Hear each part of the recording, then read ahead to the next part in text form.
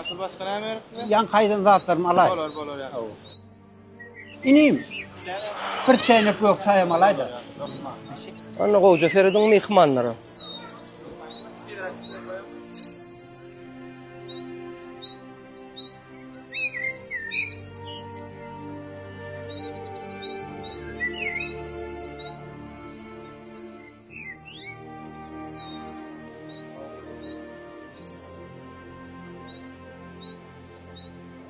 Uza.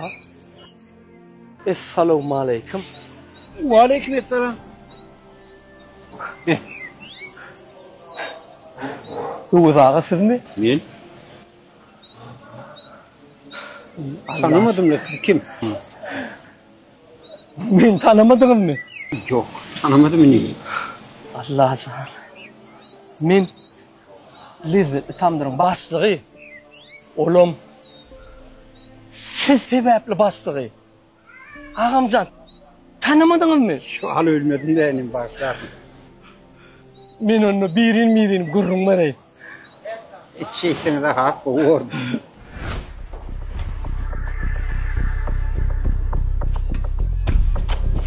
Ağam bir kızım. Kızım da. Öyle bakma. Aleykümselam. Hem oldu. Ağam can ya sonra inanıyordum da oyun amca vaktimi torduk. Ha şeyden 5 man çıkarayım da. Bak. Ha Ne şeyden. tanışma oğlum. Yok ağam. Pul sorap görenin ecen kalkanı biliyor mu? Yok ağam. 5 man çıkarayım bilirmedi de 5 man çıkamadı çıktılar. Şumattan dilekçilik edip dilekçilik buğrak yani halal kazanmanı uğran. Ağam ol dilekçilik bana ne ağam?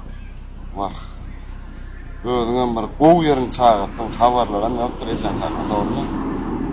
Görmeden hali burada görmeden. Şu ne tukadan çekti yani ortada.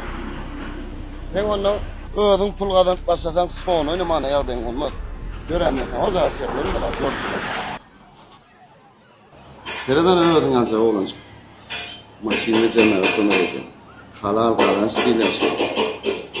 Mektepten son gelip yürüyüp de kazanç ediyor yani. Ahmet, gel lan oğlum. Olmuyor da Ve aleykümselam. Ağırmadı ha. Oku ettin mi şunu? Tamam.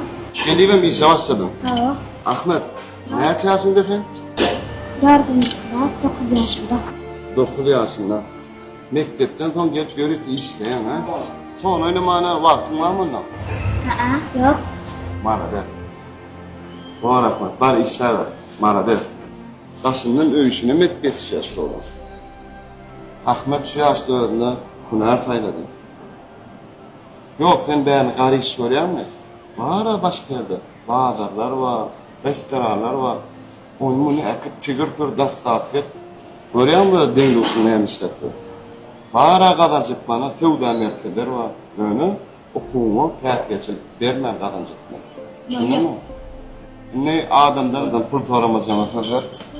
Söz veren adam kendini hiç açan pul dilemeyen. Kadar işlep kalan adamlar. Anladım.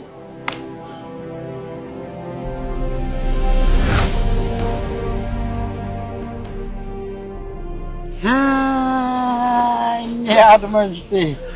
Asıl sen çocuğa pul dilep veren oğlan nize ne? Men Uzağa, men. Görüyen miniyim. Ahır diyen sözünde durupsun o. Durdum siz. Görüyen miniyim. Len diyen alıp çıkandır. Halal kazanç görsen nerelere getirttir ha? Gel sen var bağırma adayım da.